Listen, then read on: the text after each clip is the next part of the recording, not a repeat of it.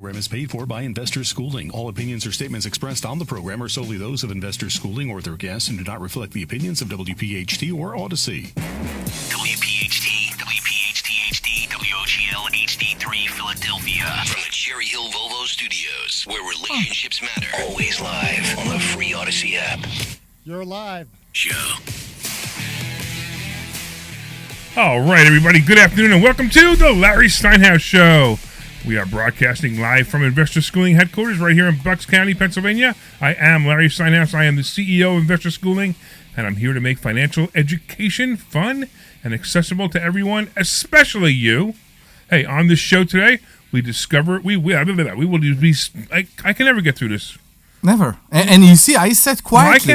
Why can't I get through it? I have no idea. It's because you're different. Is it that, or is it that my glasses are just so terrible that I can't read the intro? We are just not like any other show that we are reading from a script. Let me try again. On this show, we discuss several ways of making more money. We concentrate on real estate investing, stock options trading, the stock market, and how to maximize retirement funds. You can call us anytime during the show at 855-939-1137. What's that number again? That's 855-939-1137. And you can call me with questions about money, finances, or anything on your mind, even politics. Even. We are also live on Facebook, LinkedIn, Twitter, and YouTube. Please leave us a comment. Kimmy has already said hi. Please leave us a comment and let us know that you're watching. I'm here with my awesome co-host, Omri Morad, also known as the immigrant. Dr. Deb is off today. The delightful immigrant. Yeah, well, Kimmy's already asking. I see. Where Dr. Deb is. So what's going on, Kimmy? We're not good enough? What? Real quick, the Larry Steinhouse Show is brought to you by Investor Schooling. At Investor Schooling, we teach things about money I bet you never knew. We focus on practical learning, and we equip you with real-world skills in real estate investing, stock options, tax-saving tips, and the secrets to financial freedom. Our headquarters are right here in Bucks County, but our online courses teach eager investors all over the country. Correct. RSVP for a free class this Thursday night at investorschooling.com. All right, Omri, now that I got through it, I think I know the problem. I think I have to make the font bigger. Okay. I think that's the problem because it looks just like all the letters are blurred together. So go to the screen because it's a touch screen and do that. Oh, I could do that too, but let me just make the font. I could do that, but let me just make the font bigger so maybe I can see it. All right. So getting back to whatever it is that we do, what do we do here? We do a lot of things here. We had a very interesting class on Thursday. Yeah. What was the class about on Thursday? So we talked about subject 2, which is. It's one of those presentations that I think I saw. I think 100 of times. Well, I don't think you see 100, but you probably did see it about 20, 25 times. More, yeah, because you don't think about all the events we do outside of the school. Right, exactly. And it's amazing how every time we do this presentation, there is a question from the audience that open like a Pandora box about what we should do, what we shouldn't do, where you do the thing right. Like, for example, with insurance. Well, so let's take a step back because, once again, you forgot that there are at least 3 people listening. 4. Maybe 4. Yeah. I think my mother's listening today, so maybe 5. Okay, good. And we need to explain to them what subject 2 really is, and then you can get into your presentation. So subject 2 is a process in which we take over people's mortgage payments and take over their house. So let's say you had a house, and let's say it was worth $100,000, for example, and you owed $110,000, but you really needed to sell this property, you needed to move, and if you sold the property in the market, it probably would cost you somewhere near $20,000, including the $10,000 extra you had to come up because you owe $110,000, and it's only worth $100,000, plus any real estate fees or any other costs. Correct. It might cost you $20,000 to sell me the property. Well, what I'll do instead is I'll take over your mortgage payments. I'll take over the property. Property will move. The deed will move from your name to my name, and I will take over the payments. So all the people. And it's a great way. Hold on. It's a great way to take over properties, especially if someone's in trouble. We can help them with that. So, good. Getting back to what you were saying. So every person who just heard you taking over the mortgage and think it's assumption. No, guys. He take over the mortgage payments. Right, just the payment. We don't assume the mortgage, exactly. Exactly. There is no reassignment of the mortgage to you as the new owner. The mortgage stays on the previous... Well, the loan, actually, right. The loan, I'm sorry. The loan stay with the previous owner. Right. Yes. So now you were asking questions. You were saying things that you didn't learn. That every time you see this presentation, you learn something new. So we talked about, because I'm in this position right now, actually, I'm adding my new purchase, my new home, maybe we'll see how it will go, to my current policy. To your homeowner's policy. Which include my cars. Right, okay. The cars are on my name. But the house is in a trust. The house is in a trust. So you can't. So you now have to get a separate policy for your house that's in a trust. They agreed. They did. And I am a secondary. Wow. I'm an additional insured, right, as the trustee. That's fine, but are you getting a discount on the house because you have the home and auto? No. I need to see. I don't know. Yeah, that's the problem, and maybe I jumped ahead. It was with the underwriter. Here's the number one problem. Yeah. I mean, it's not a major problem.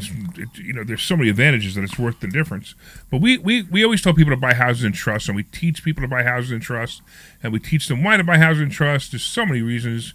Everything from liability to Medicaid to, it just goes on and on and on. No transfer tax. Well, not necessarily. I know. It depends how you do it. However, but the one of the issues is if you have a homeowner policy and a car policy, you always see Flo coming on from the TV shows, the TV commercials. Yeah. And she says, you can bundle your auto insurance, right? Well, you can't bundle your insurance if your house is owned in a trust and your property is owned in your name and your car is owned in your name. Yeah. So it's a minor inconvenience. Maybe it costs you $200 a year more because you didn't do that.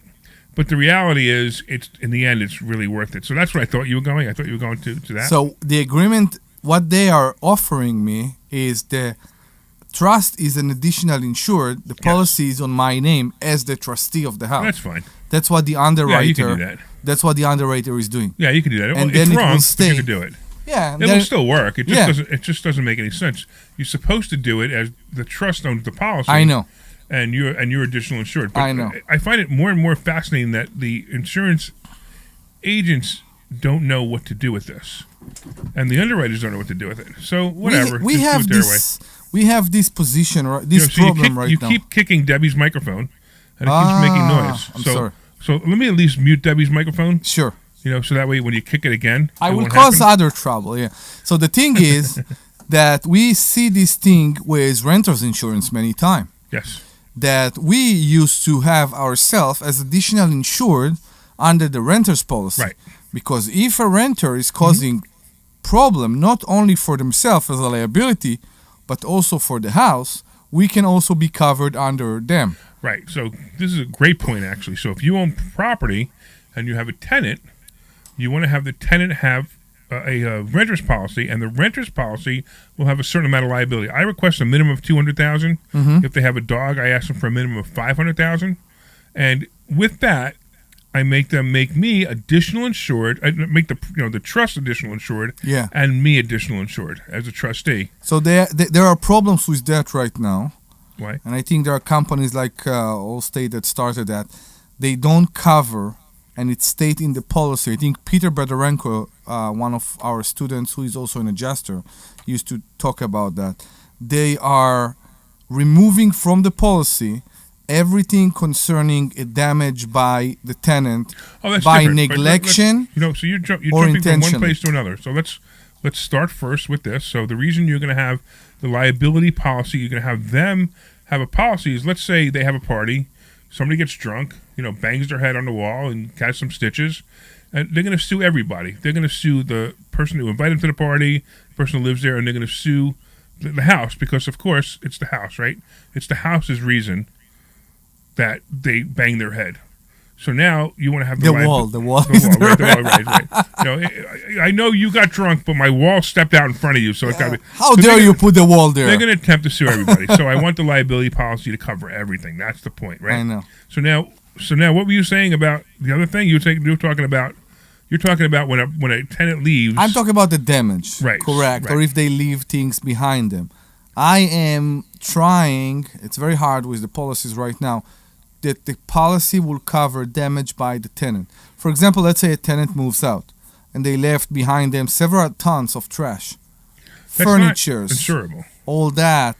That's not insurable. So it depends who the insurance is. Right. But it come to, I'm not sure if a person leave a house full of furniture and No, clothes that's not insured. and food, What it would be count insured as, is if the tenant takes a sledgehammer and break the walls. and breaks the walls, or takes a sledgehammer and breaks the cabinets. that- That happened to me. That called It vandalism. only happened to me one time, and I was so happy they did it I know. because they were complete slobs, and now the insurance company covered the renovation of the house.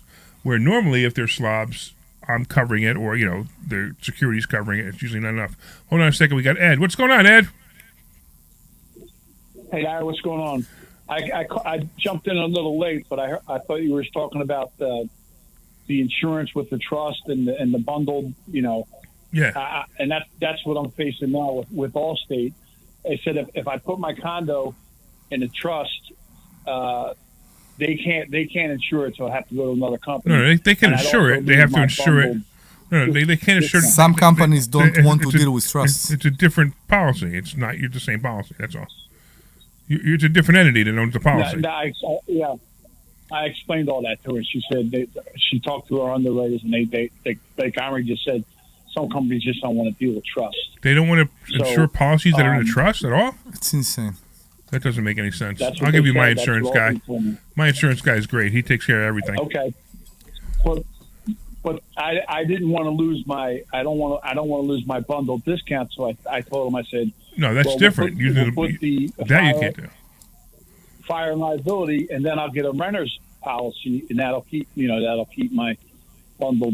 It should keep my bundle price down. I don't know. All I care And about they is that said, they "Oh, can't, we don't know about they that." can't deny a claim because it's in a wrong name. I mean, the house burns down, and then they say, well, you're not the insured. And all of a sudden, I would worry. That's all. That's my concern. Yeah. So the trust would be insured, and I'd be the trustee. So I would be covered. Correct. Say that one more time. I said, as if I get the insurance policy in the trust name, and it burns down, as the trustee, I would. Oh yeah, you're not covered. The house is covered. Yeah, right. Exactly. That's why. That's Yeah. what. The house is covered. Exactly. Right. Yeah. Right. So yeah, and look, that's all you got to talk to your insurance agent, and you got to, you got to get an email that if he says if you do it this way, it's going to pay. Make sure you get an email that says it, because his errors and omissions insurance will cover you if it happens. I'm at the point now where I have so many properties Oh, that it's costing me $50,000 or $60,000 a year in just insurance for policies for for the properties. And sometimes I just think, why do I Yeah. even bother anymore? Do an umbrella, just a liability umbrella. Yeah, but I can't do an umbrella because they're all in separate think about- trusts. Yeah. I mean, I could just You take think the about risk for the becoming liability, self-insured? and they're in trust anyway. They can't sue me directly no, anyway. No. Take the risk for damage. Don't take the risk for liability, my Well, friend. then it's not that much. That's the expensive part. I know. So it really doesn't matter. So I keep wondering what to do with this. I know other people who have had 100, 150 properties and canceled all the insurance. They just didn't care. They figured it's still worth it. Yeah. So Depend on the losses. so they basically self-insure. yeah, they basically self-insure. Exactly. Yeah. Yeah. Yeah. So it is what it is. So how If you doing, got it man? Like that, you can do it. How you doing? I got good news from the Temple transplant team. They said I should be on the list by September. Oh, that's fantastic, man. I'm happy to hear that. Yeah, and that's just one step closer. Are you one coming to step the Money closer, Multiplier man. on August 17th? I mean, the Money Yeah. Hacks event? Yeah. Yep. Still do that. All right. You gave me a ticket, There you go. and I bought a ticket for my nephew. All right, My nephew's excellent. coming. So everybody else who's listening right now, Check. if you go to 4mmw.com, that's the number 4mmw.com, you could sign up for our Money Hacks event. It's It's a full 8-hour day. I've been incredible speakers. We're going to be talking about mobile home parks, mobile homes. We're going to be talking about how to buy properties with no money. We're going to talk about the stock market, How to be your own banker. how to be your own banker. I mean, it's just amazing stuff. You definitely need to get into this. It is great stuff. And if you want to, you can use the coupon code 1210. That's 1210 and get a half price ticket. How cool is that? Are we also having team coming and talking about credit? Yeah. Yeah. Woohoo! Yeah, so we also have somebody talking about credit, how to build incredible amounts of credit. He's amazing. You guys all know that I have over $1 million worth of available credit on credit cards. And Ed, what can I do with over $1 million of available credit on credit cards?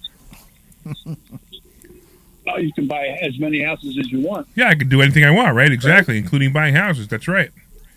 All right, man. So I'm hoping to see you there. Hey, should we give a couple of tickets away, Omri? But you have to know how. We should. You know what? Hey, Ed. I don't know if we could. I don't know if this will work. If we could keep you on the line with somebody else, I don't know if it'll work. I'm not sure. It might work. We'll find out. I can keep them on. No, I know, but I'm not sure if the forward will forward over. Yeah, we got few calls at the same before? time. So Ed, I'll tell you what, Ed. What do you need? What do you need? What do you need that would help your life right now because of this liver transplant that you need? Kidney or liver? Kidney, right? Larry, I have to be honest. I'm really covered on everything. My insurance just got upgraded, where they're going to give me a Visa card for $300 a month. Everything is covered. All my bills and all You're my fantastic. Then that's fantastic, man. Great to hear that. Yeah, that's fantastic. All my insurance needs, medical needs are covered. I have nothing to worry about. That's awesome, man. Yeah, I truly, Well, I'm super happy to hear that. A few hookers and some cocaine, maybe. What do you say, cocaine? I heard. That's what I say, cocaine. That's what I heard. Well, we probably can't get you cocaine. A little cocaine and some hookers. No, we might be able to get you hookers, but I know how to find those, but I really don't know how to find cocaine. Well, the hookers would know. They don't know. But wait. Come think of it. Glenn works in radio, so Glenn's a producer of a radio show. He probably knows how to find cocaine, so we'll be able to find it for you. So are you going to? It seems like you're planning on ruining the second kidney. What? No. Can you please? No, I'm not that. They are not. I'm not that dumb. They are not off the shelf, my friend. You need to keep them. All I used to do was drink beers, and they told me that's for the rest of my life. That's out. No beer. That's all you can drink. You can't drink beer. You can't drink anything, right? No alcohol. I can't drink no alcohol at all. Well, that's okay. It's okay. I'd be glad to give that up for the rest of my life. Oh, I'm sure, man. Kidney, yeah, I'm sure. I mean? You can drink Bud Light. It doesn't count as beer anymore. All right. All right. So I'm going to kick you off then because you don't need anything. Because you're a great guy. And anybody wants to shake Ed's hand, he'll come to the Money Hacks event. Yes, correct. Just go to 4mmw.com and you can sign up there. Ed, take care, man. We always appreciate you calling. All right, Omri, what do you want to talk about next? Let's talk a little bit about what just happened in the stock market the other day. People are tense. So the stock market, for you guys who didn't know, it was down almost 1,000 points at one point on Friday. Yesterday. Yeah. Almost 1,000 points. Isn't that amazing? How much was it down when it closed? So it was only down 600 points. So it's kind of funny how, when you think about what I said on Thursday, right? I said the stock market would come back up by the end of the day. It just went down a lot more than I thought it would. I thought it would go down 400 or 500 points and come back up and end the day, maybe minus 100. Yeah. But since it went down 900, it ended the day minus 600. But it's not as bad as it is. But hold on, before we continue this conversation. Yeah. We have Dennis in Phoenix, Arizona. I love it. Yes, Phoenix, Arizona. What's going on, Dennis? Hey, Larry. I was at your meetup Monday, and it was very interesting. Awesome, man. And you guys were talking about insurance on homes for renters. And I was, me being new, I always ask people, what do you do with homes that have pools in it? And it's a big thing right now because a kid drowned in one of the pools. That was short-term rental. This wasn't one of your pools, was it? No. Okay. I don't know anything. I'm just doing wholesaling. But I've always asked them, and a couple of guys that do the radios here, and I said, so what do you do? And he goes, I keep the pool, but I just put a fence, an umbrella policy on it. Yeah. Obviously, that's the answer. People have to understand if they have a pool, they shouldn't have their kids out there without having an adult with them. I mean, I don't know how to. Yeah. People get pools all the time. Yeah. If the pool didn't reach out and grab the kid and throw it in there, Yeah, it's the funny thing is this. I mean, we all know, when you're at the lake or at the ocean or anything like that at the pool, you watch your kids, but you also teach them how to, at a young age, teach them how to swim. Safety, water safety, of course. Yeah, exactly. Obligation. It's your obligation. It's your duty. Right. You also have to understand that that insurance. So there has to be, it has to be negligence, right? So who's the negligent party? So if I had a chip piece of concrete around my pool and the kid tripped on the concrete and fell in the pool and drowned, then I'm negligent, right? But if the kid is out there and the parents not paying attention to the kid, who's negligent? The parents are negligent. So that's the problem. That's why people need to understand that, the insurance, I mean, it's good to have. And most likely what's going to happen is the insurance company is going to pay them something just because they, good faith, they'll pay them something. But it's not going to be a lot. But at the same time, you're going to have an insurance. You're going to have insurance on a house. You're going to have an umbrella policy, and it is what it is. You have policies now? I mean, you have units now? Rentals now? No, I don't have any rentals now, but my question is this. If you're going to do that, if you're having to do an umbrella, why don't you charge the renter that umbrella policy? Keep one, you pay for one, and you charge them the other one. Well, so first of all, the tenant themselves is going to have a liability policy anyway. So they're going to have a liability policy and a contents policy. They're paying for that anyway. But you got to understand too that if you're renting, let's say you're renting it for $3,500 because it's a house with a pool, you're renting it for $3,500. There's a market for that. And if now you're going to say, but we have to add another $200 because of the umbrella policy, they may say, well, I'll go rent the house next door. That's $3,500. So you got to keep the price reasonable. And without telling them you're charging them for the umbrella, you put in the rent. Like, okay, my rent is $35.50 instead. Exactly. Yes.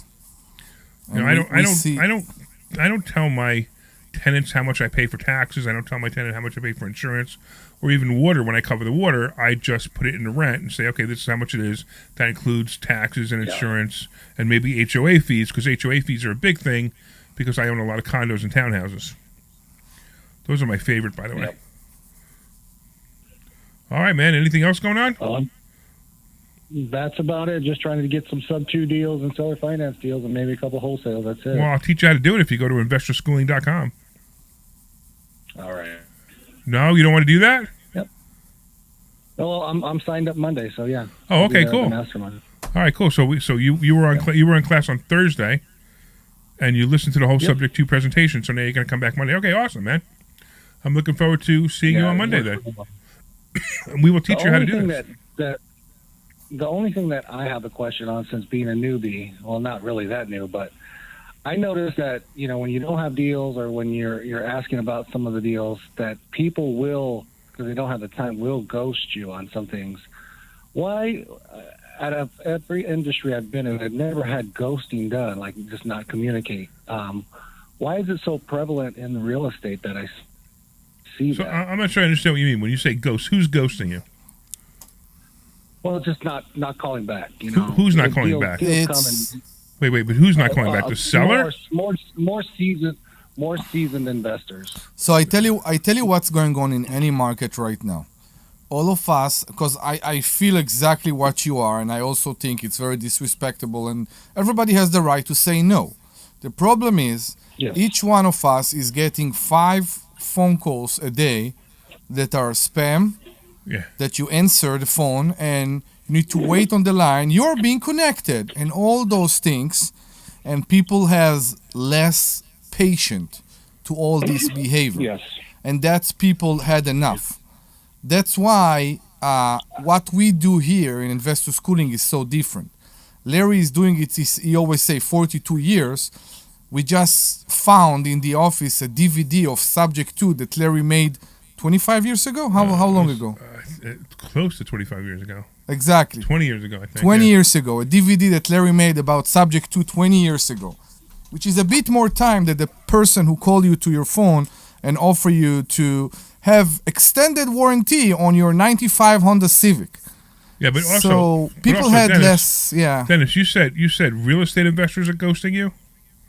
Why are you calling real estate investors? What do you want from them? Just seeing what they're interested in, what are they buying. So here, okay, you're doing it wrong. You're doing it wrong, Dennis. You're doing it wrong. Do you have any properties under contract right now? I had one, but I had to cancel it because I couldn't find a buyer. Okay, so we'll teach you how to find buyers for it too. But here's the problem: if you're calling real estate investors and saying, "Hey, I might sort of have a property, when I might sort of get one, would you might sort of want to buy it?" Nobody cares. You call up somebody, you go, hey, I got a property worth $100,000 that I sold to you for $50,000 right now. Every single person's not going to answer the phone, but they're going to give you the $50,000 in 5 minutes. You get it? Yeah, I get it. So whoever taught you wholesaling, if you even took the time to learn, if you went to YouTube, now I know what the problem is. And if you went to some of these shysters that have been doing it for the last 6 months ago, hey, I did a wholesale deal once and now I'm going to teach it. I mean, come on, it's ridiculous. I did $1.1 million worth of wholesale fees in 2 years. So I made a lot of money wholesaling because I know how to do it, right? And if you want to learn how to do it, we'll teach you how to do it at Investor Schooling. But you need to understand it's work. It's not just, I might sort of kind of want to do this and might. Everybody makes that mistake. They're like, wholesaling it's not easy. It's not hard. It's not even easy. wholesaling. I know, that's all it is. No, I'm not going to get into that. But it's not hard. It's just you have to do the work. What do you do for work, Dennis? Yeah. Right now, I'll spend probably 6 hours on the phone looking at properties and calling agents. Looking at when you okay, so that's the other mistake you're making.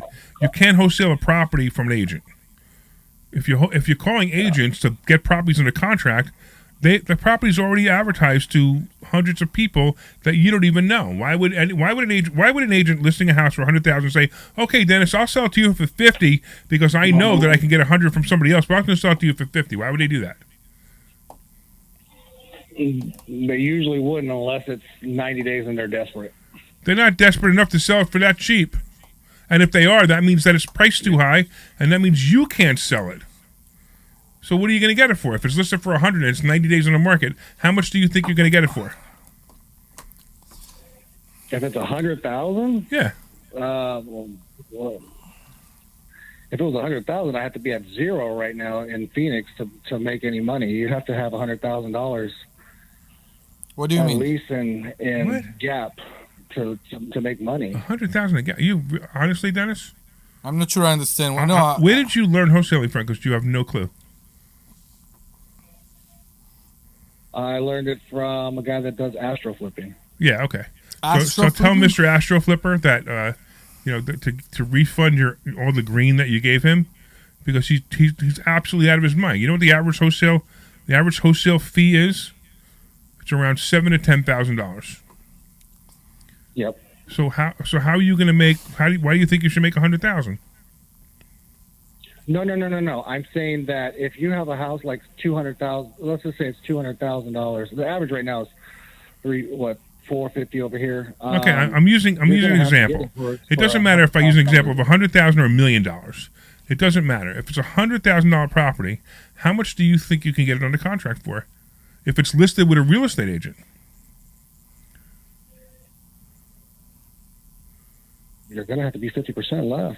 50%. So you think a real estate agent who lists a property for $100,000 is going to tell their client to sell it to you for $50,000? Not going to happen. They're not going to. It's not going to happen. Not going to happen. But if you call the client directly, if you call somebody directly, you might be able to convince them the reasons to sell it to you for $50,000. That's the difference. If you're calling real estate agents, you're never going to make any money. And if the astro flipping guy told you to call real estate agents, he basically says, give me all your money. You're never going to be successful. This is what I hate about this industry.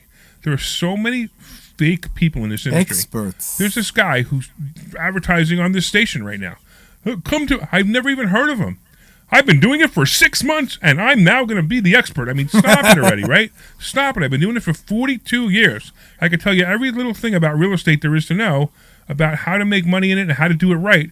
And then you got these guys that they come up with these programs, and if Larry Steinhouse can do it, I can do it too. So no, you can't. I'm curious, Dennis. Are you wholesaling the property as is, or are you putting any money into He's it? going to real estate agents. He's never going to. No, I get it, but if he's flipping them, he has more chance. Oh, if he's flipping them, that's a whole other That's issue. a whole different thing. Are you putting work into them, or are you selling them as is? No. Just straight wholesale. And then how much money are you putting down in deposits on these properties? Right now, as far as EMD, 1%. So the agent is letting you put down $1,000 on a $100,000 property? Yep. Well, I'm surprised they're letting you do that, but okay. EMD, not down payment. No. EMD. Yeah, no, EMD. That's what I'm talking about. Earnest money deposit, right? They're letting you put down $1,000, and they actually took it off the market for 1%. I'm shocked. Yep.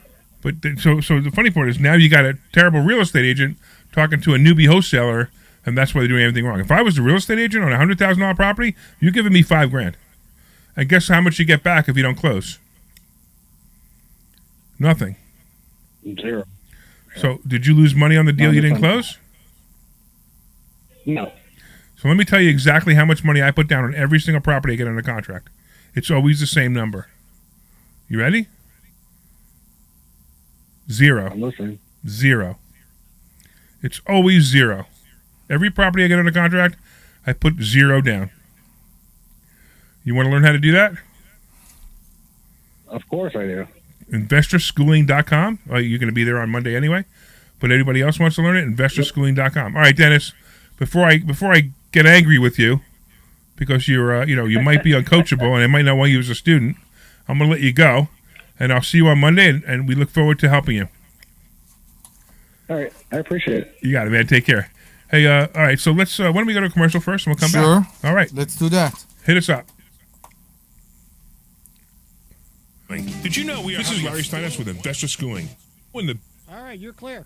properties it's now. It's always now. You just need to learn how to buy them correctly. Go to investorschooling.com and sign up for a complimentary class this Thursday night and learn how to buy investment properties and make money every time. That's right. That's what we teach. We teach how to buy investment properties and make money every time. Go to investorschooling.com and RSVP right now. Take a class this Thursday night at 7 o'clock. That's investorschooling.com.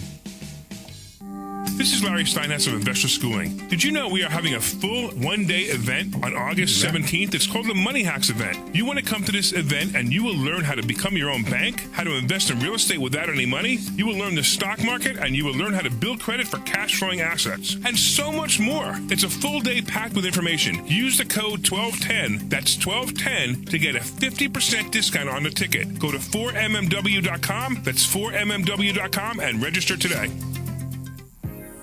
This is Larry Steinhouse with Investor Schooling. Are you ready for retirement? Have you prepared everything you need? Well, in Investor Schooling, we will teach you ways to better prepare for your retirement using real estate and the stock market. But you need to learn how to do it right, and that's what we teach. At Investor Schooling, we sell nothing but education. All right, I can give you another 30. I can give you another minute. Yeah, another 30 is fine. All right. Thursday's class at 7 o'clock. Go to investorschooling.com. That's investorschooling.com. Omri, make sure you stay close to your mic because Okay. A couple of times you were drifting out. Sure. Of hearing about the recession that's coming. Are you prepared for it? Well, listen, at investorschooling.com, we're going to teach you ways to prepare for the recession that you didn't even know existed. We're going to teach you strategies on how to use real estate. We're going to teach you strategies how to use the stock market properly. That's right, you can even make money in the stock market when the stock market goes down. Hey, go to investorschooling.com and register for a free class this Thursday night, and you will learn all of these techniques. Go to investorschooling.com right now, RSVP for this Thursday. We'll see you there. This program is paid for. Coming back. All right. All Hello, right, everybody. Larry. What? Huh? Hello, Larry. Oh, you want to do that? You want to do the intro? Go ahead. Sure. Hello and welcome to the Larry Steinhouse Show. We are a live show here in WPHT, and you're welcome to join us to learn about real estate, stock option.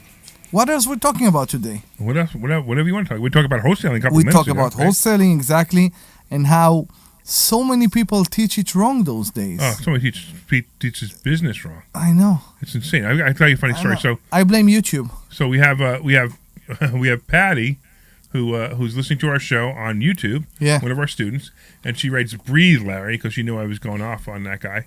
Yeah. So, by the way, that's how I coach. So, a lot of people who don't know me, that's how I coach. I get in your face, I tell you the truth, and then I teach you how to do it the right way. But a couple of people online I want to say hello to. First of all, your number one fan is here, Omri. Woohoo! Hello, Kimmy. All right. We also have, it looks like Jones Pixel. Is that a real name? We also have Ishmael. Is that right? Ishmael? Yeah, Ishmael. And, of course, we got Patty listening. We got a couple other people listening. We got James listening on Facebook as well. So I just want to make sure I said hello to those people. Anybody else is listening, please say hi so we know you are listening. And don't forget, you can call in. I won't yell at you, but you can call in at 855-939-1137. That's 855-939-1137. 1137. Yes, Tommy, it's 855-939-1137. Again, 855-939-1137.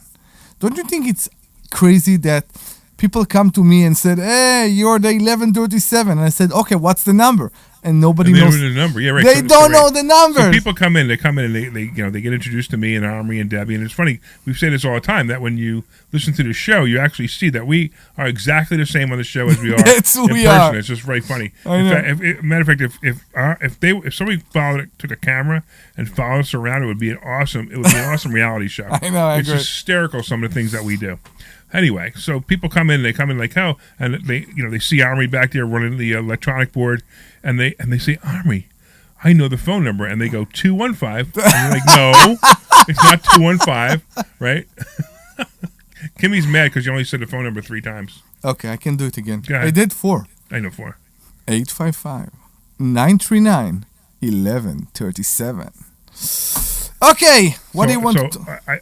I am so refraining from the joke that I could make that Kimmy said she needed 7 times, and you only said it 4. She say that because you say that. I know, Because there I was a understand, person... but there's such a Howard Stern line in there that I just I just don't want to cross it over. So Don't. So everybody else who gets it, Your beeper is on? my Yeah? what are you trying to say? The beeper. What beeper? The beeper in the computer that do beep. No. That's not. No. It's just she basically I'm saying she needed more time. Okay. That's all. Is that okay, Glenn? Did I say that right? Are we still on the air? I think we lost Glenn. It could be. I really do. I think we lost Glenn. I think Glenn is he doesn't want to listen to the show today. Yeah, Either that or he went to the bathroom. I'm not sure which. could be. I'm taking calls. Oh, you are? Okay, fine. Well, we look forward to you taking your calls and putting them on the We've line. got Art in Newfield if you want. Okay. Art in Newfield. Let's put Art on. What's going on, Art? Thanks for taking my call. Hello? Hey, Yes. can you hear us? Yeah, I followed all the instructions. I turned off my radio, and I'm listening just on the phone. Awesome. Good. Here's my point. It's a very minor one, but I'd like to hear your thoughts on it. I see how you approach the real estate market.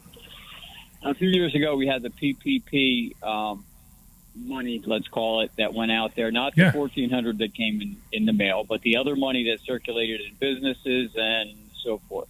For people... There was more than the normal amount of fraud associated with that. Would you agree? No. Fraud. Let's just say you agree.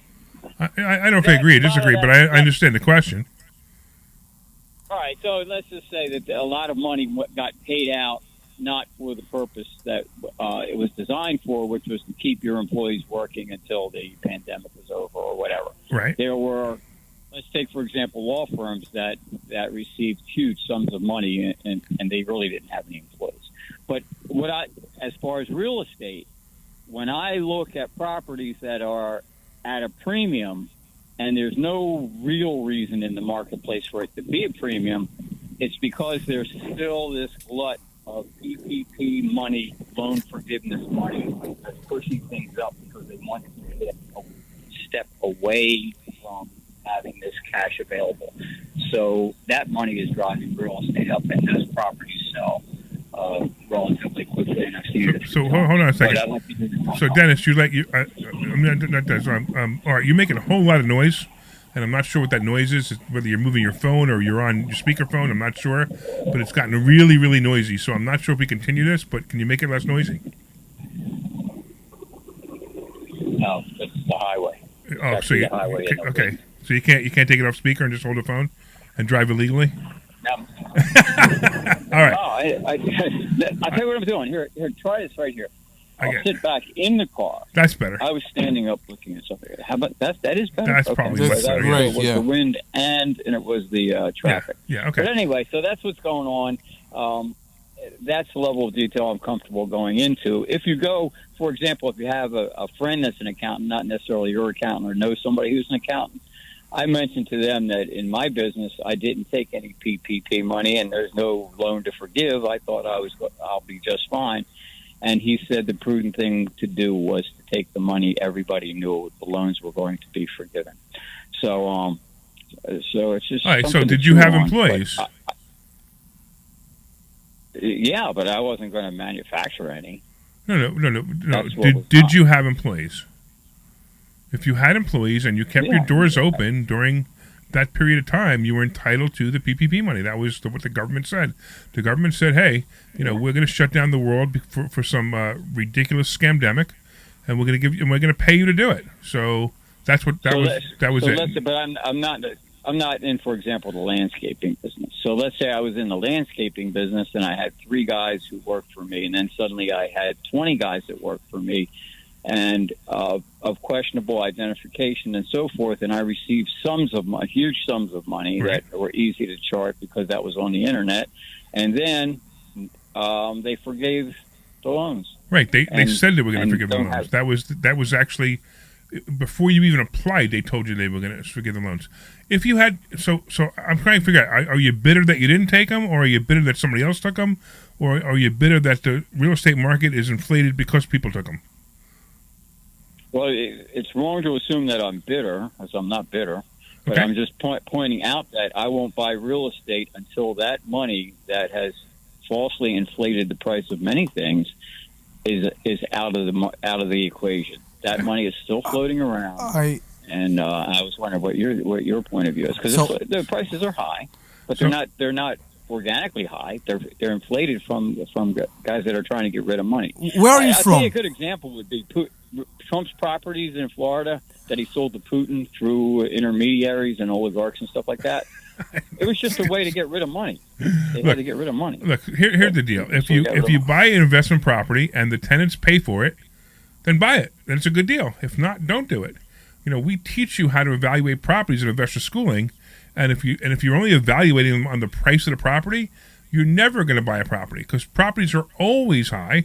And you know when the best time to buy properties is? Your commercial says now, but it's always now. It's always now. I wouldn't have a young person getting it. It's not always now. And, okay, and all right, wait, stop. Been doing it. All right, I got one question. How many investment properties do you have? In my lifetime, I've had 30, 40 investment How many do you have properties. now? I'll tell you the story real quick if you want to know. Here's what I did in 2017. I thought the market was frothy, and my timing was good, and I sold the last New Jersey. Are you in New Jersey? Where are you? We're actually in Bucks County, right across from Okay. Trenton. All right, so you know New Jersey. Yeah. I sold my last investment property in New Jersey, waiting for more of a broad opportunity, because all the markets are frothy, and I want to. So whatever those properties were worth. Listen to this. For me, and I'm 70. All right, listen to this. Whatever those properties were worth in 2017 when you sold them, they are now worth double that amount. So if you would have held them, you would have had a better life. No, but no. Well, it depends on what I did with the money. See, you're just being a little myopic here. You have to ask me, what did I do with the money? What did you do with the money? You got to ask me. I put it into the stock. I put it into Duke Energy. Great. And you can follow the price of that. Yep. And I bought Scorpio tankers at $8 or $9 a share, and it's 60 or whatever. So, but there are opportunities, but you got to look for them. Absolutely. But that doesn't mean I'm a genius. I've made mistakes, but over the years, you minimize your exposure to a bad deal. If you look at use stock market. It's easier to describe. All right. I so appreciate it, but this isn't the art show, and I only have so much time, so I have to go to the next person. Do you have a quick question? But do you or a quick agree point? that there's money in the market that's pushing prices up? You don't say. You say no. I think here's the money. Everything's cheap. The reason that the prices are still high is because the inventory is low. That's the only reason the prices are still high. There's no reason that these houses should be this price, and the inventory is going to start to get better probably in about a year from now, because I'm telling you right now, people are being laid off, and it's not being talked about. It's not being talked about enough is the real issue. And the recession is not here, but we're on the fringe, and it's coming. And when it really comes, it's going to be really bad for a lot of people, because they didn't take the time to buy assets while it was good, and they didn't take the time to put money aside. So that's what's going to really happen. And if you want to wait, you could wait for the property values to go down. I don't care about property values. I care about cash flow. That's all I care about. I mean, Omri and I, we own a mobile home park together, and we cash flow somewhere near $12,000 a month now. Is that right? Mm-hmm. $12,000 a month on this park. I mean, that's great cash flow, and it doesn't matter It doesn't really matter what we paid for it. I mean, as long as we paid less than 1.2 million, which we paid a lot less than 1.2 million. Exactly. A lot less, right? Well, I know you got to go, but just teach me one thing. Sure. Are they rent control or no? I was always curious when I see Where there is rent control right now in the U.S., you will educate us. Are mobile homes rent control in Florida? In the trailer homes. In Florida, no, absolutely not. I don't know where there is rent control right now. There's California. California, there is rent control right now? Yeah, parts of New York. There is no rent control in New York. I use the broad term rent control, but some trailer parks they're capped somehow. Wait, you ready for this? You know how much we get? This was enjoyable. Wait till you hear this, all right? You know how much we're getting for a 2-bedroom, 2-bath? Was it 3-bedroom? 3-bedroom, 2-bath, freshly renovated. Trailer house. Trailer. It's a trailer. You want to guess? A trailer house. Where is it now? Let me guess. Florida. It's in Ruskin, Florida. It's in Ruskin, Florida. You never even heard of Ruskin, Florida. Say $2,100 a month. Well, we're getting $2,000. So yeah, I mean that's just amazing to me. Even when I did the math, when we were looking at the trailer home, I said, "There's no way we're gonna get more than $1,400," and it blew my mind that we got $2,000. So it's pretty impressive. Anyway, let me do this. I got to run. We will talk to you. Okay, but give me the other one. The vacancy rate on them right now? None. We have one available. One just went empty. The new unit we just finished that is rented for $2,000.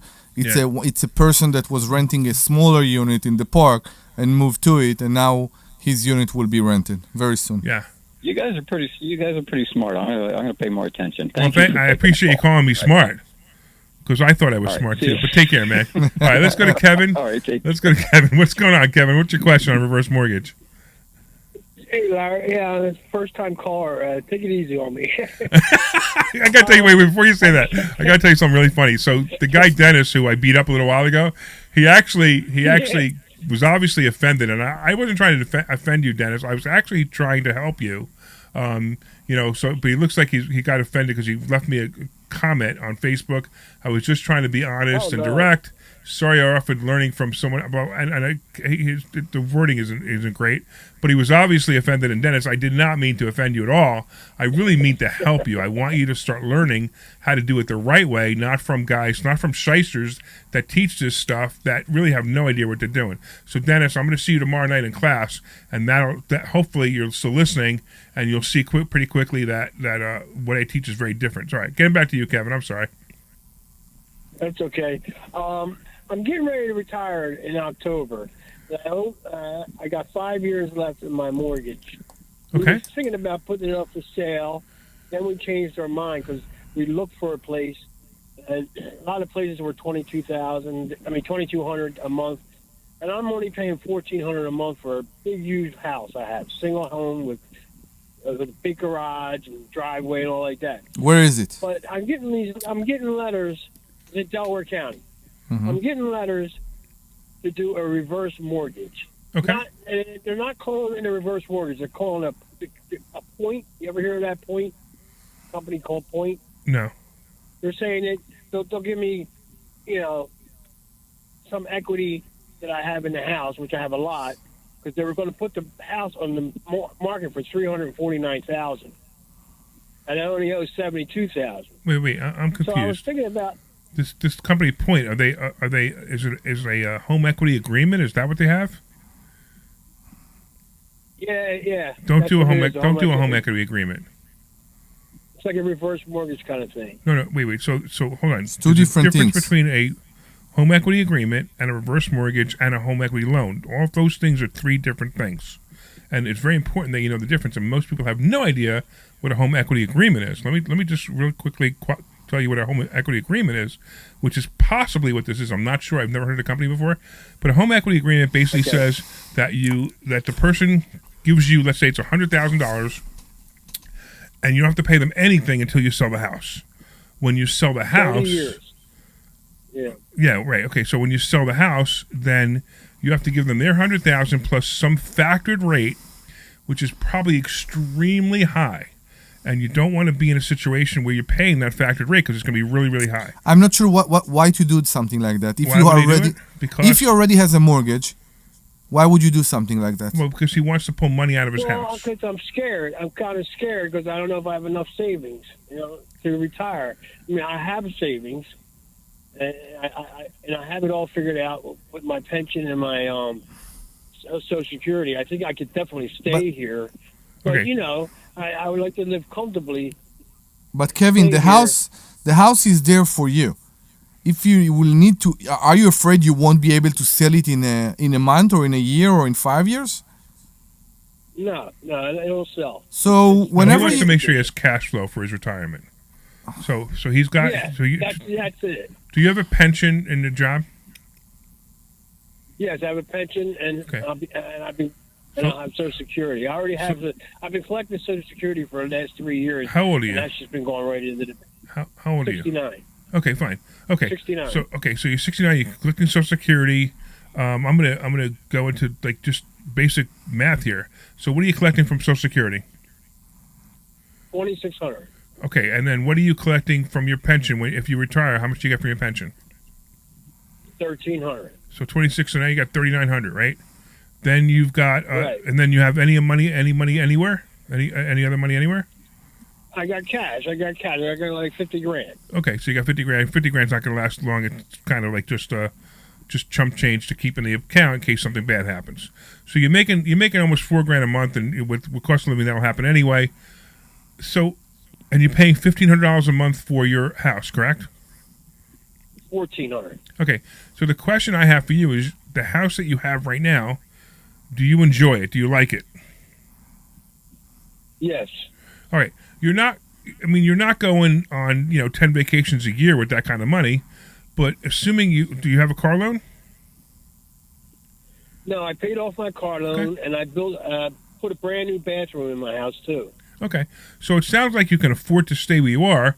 It's just not you're just not going to be living an incredible like a super luxury lifestyle, but you can certainly afford where you are. So, and if you like your house, you can afford where you are. My suggestion is stay there. Don't take any money out of your house yet. agreed. Just enjoy what you have, and it's fine. My guess is you haven't you've never lived a lavish lifestyle anyway, so it's not like you're missing anything. No. You know what I mean? So I would continue doing the same lifestyle you're living now. If you want to come to investor schooling and learn something more, maybe I wouldn't take all of your $50,000, but part of it to just learn how to do stock options. You might make an extra $10,000 or $20,000 a year. Not off $10,000, but you might make an extra 10 or 20% a year off of your money and teach you how to do that. That's fine. We could do that, but there's not a whole lot there. But my suggestion is not to do a reverse mortgage, not to do a home equity agreement. I think it's just going to hurt you in the end. Okay. All right. Thank you, sir. You got it, man. Thank and you. Stop by anytime. Matter of fact, why don't you, here? You know what? Hold on, don't go away. You want a free ticket to the Money Hacks event? When is it? It's on August 17th in 2 weeks. August 17th. It's a full day event. You want to come? Where is it at? It's in Bucks County. Because I'm in Delaware County. I know, you're in I don't Delco. think that's far from. No, Yeah. You certainly can drive an hour to get here, right? Oh yeah. All right, Yeah. cool. What time? What It's time the event it is starts and at all? 8:30 in the morning and it goes till about 6 at night, and we'll even buy you lunch. Oh, okay. All right. So hold on. Oh. Glenn's going to okay. take your information, and we'll give you a free ticket to that. All right. Thank you. You got it, man. Of course. Yeah, I think you'll have a good time there. All right. Can we talk about that for a second? Because I'm pretty sure I'm not the only one who have questions about what we just talked here. What was okay? So good question. what he just described is not a reverse mortgage. They're buying. I'm not sure. Okay. It might be a home equity agreement because that's like the new thing now, and he didn't really know what it said, but I got the impression it's probably a home equity agreement. So if you do have a mortgage right now, and you have an agreement with a new company that I guess it's not a bank, they put themselves as second position. They put themselves in second position, exactly, and they will prevent you from getting a third position. Because they have to. They have to protect Yeah, their exactly. They have to protect their interests Right. here. I understand. And they will give you up to 100% of the value of the house minus the mortgage? Probably not 100%. Yeah? Probably some factor, maybe 70 or 80% of the difference. But it's guaranteed underwriting. You don't. In other words, it doesn't matter what your credit is. It doesn't matter what it doesn't matter. You It's just only based automatically on the get it. house, the value of It's the based house. on the value of the house. And what they're basically doing is, and it probably won't, I'm going to say it probably won't even be 70 or 80%. It'll have to be lower because they need to understand that, every year they're adding, let's say it's 10%, right? So let's say they give you 100,000. First year you owe them 110. Then after that you owe them 122. Yeah. Then you owe them 134, I guess would be the number. So the first mortgage stay in place. That's why it's not a reverse mortgage. Right. Well, Okay. you could, it's not a reverse mortgage because reverse mortgage is a completely different animal. Yeah. Reverse mortgage pays you every month. It pays you. Okay. Can you explain that? Okay, so reverse mortgage. What do we got? We got. Have time to do this? I got just enough time, probably. Okay, so reverse mortgage is basically something where the mortgage company or the reverse mortgage company, what they do is they take a certain amount of, they take your value of your house and they make you a payment every month so you can live off it. This is great for people who have really done, they have no other way, but they have a house that has no money, that they own nothing on in most cases. They own nothing on it, and it's a way for them to live off of their house. The only problem is it depletes all the equity in the house the longer they live. So they're not going to be able to leave the house to anybody, but in some cases that's not so bad. So in the end, this company take the house. They don't take the house until you die. Right? They can't take the house until you die. But if you die early, then you owe them a certain amount of money, and the people who your heirs have to pay that money back in order to keep the house or in order to sell the house. Including an interest, of course. Well, no, there's an interest factor. Yeah. All right. Let me do this because we got about 30 seconds left for this half of the show. Mm-hmm. So I really want to say something real quick. I want to thank all the listeners. We're going to be back after the break, but I want to thank all the listeners who listened to the first half of the show. Of course, I want to thank the sweet Glenn Page for being such a great producer. And of course, if you want to go to investorschooling.com, you can learn about everything we teach. And I'm telling you right now, we teach a lot of good stuff. If you're listening to the show today, we covered all kinds of cool stuff. So you want to go to investorschooling.com. That's investorschooling.com, and we will give you a complimentary class this Thursday, and you will learn so much. So if you're hanging around for the next hour, enjoy. You're clear. Thank you. Right. I always have to remember that we have to end the show and then start the show again. I know, yeah. WPHT HD, WOGL HD3 Philadelphia. From the Cherry Hill Volvo Studios, where relationships matter. Always live on the free Odyssey app. This is Talk Radio 1210, WPHT. With NJ Diet, you can lose 20 to 40 plus pounds in only 40 days. They have customers that have lost 37 pounds, 100 pounds, and over 120 pounds, and they've kept it off. You'll have more energy, and you'll probably see better lab results. NJ Diet uses your hair, so... Larry, I'll send that info to Dr. Deb. Yeah, definitely. Because, she'll take care of it. I won't, because I'm lazy that way. Ticket for that guy or two? You give him 2. It's fine. It doesn't matter. Whatever he wants. Well, it doesn't matter to me. Doesn't matter to me either, as long as he shows up. You should show up, too, Oh, wait, you have to do our show. What day is it? It's August 17th. It's a Saturday. Oh, yeah, I got to be here. And we will be doing the show, too. Depend on, like, GA. Well, we can get someone else to do the show. No, I'd rather you do the show. It's more fun. I have no idea. Well, I may be going on a leave of absence. No. Have you seen that? Because, dude, my dad's sick. Oh, yeah. Yeah. So. You saw that? But like I said. You saw what it say? Yeah. If I ban it, that's why. Yeah, I got you. Only I find it funny? Accurate psychics are available. What are you finding funny? He's got a cup that says Bimbo Bakeries. He doesn't understand that Bimbo Bakeries is the last name of the guy. Yeah, I get owns it. The bakery. I get it. I still, if it's my last name, I wouldn't put it on a cup. The guy's name is Bimbo? Yeah, the guy's last name is Bimbo. He owns a bakery. Bimbo. He's actually interesting. He's actually a Summer is here. What do they call that? Guys who live in Lancaster. He's actually Amish. Beach trips. And yeah, you guessed He it. makes round Jam. shape, Oh, yeah, mountain and heat shape waves. cakes Don't let summer catch you with by surprise. tips. Get the local news you need, no matter You're what you're up killing to, me. with the free Odyssey app, and never miss. All right, you're coming back in 30, 40, 100. Of course you a can million? hear us, Kimmy. We are still on the air. That's AUDACY. All right. Good afternoon and welcome back to. You're not back. You're not back. Oh, I'm not back. Yeah, exactly. I didn't turn your mic up, so don't worry. This program is paid for by Investor Schooling. All opinions or statements expressed He on the didn't program say are solely on. those of Investor Schooling or their guests and do not reflect the opinion. All right, get ready. All right. Get ready. I'll tell you. HD3 Philadelphia. From the Cherry Hill Volvo Studios, where relationships matter. Always live on the free Odyssey app. You're hot. House show. Now, All right. Wait, do you mind if I do the intro? but now. Can I do it now? Okay. I know. So you guys, if you guys were listening online, you heard me do. I thought he started the music, and I started doing the intro, and then he stopped me. So But anyway, all right. Good afternoon. Welcome back to the Larry Steinhouse Show. This is the second hour, and we're broadcasting live from Investor Schooling headquarters right here in Bucks County, Pennsylvania. I am Larry Steinhouse. I am the CEO of Investor Schooling, and I'm here to make financial education fun and accessible to everyone, especially you. On this show, we discuss several ways of making more money. We concentrate on real estate investing, stock options trading, the stock market, and how to maximize your retirement funds. Hey, you can call us anytime during the show at 855-939-1137. That's 855-939-1137. And you can call us with your questions about money, finances, or anything on your mind, even politics. We are also live on Facebook, LinkedIn, Twitter, and YouTube. And please leave us a comment and say hello so we know you're watching. I'm here today with my awesome co-host, Dr.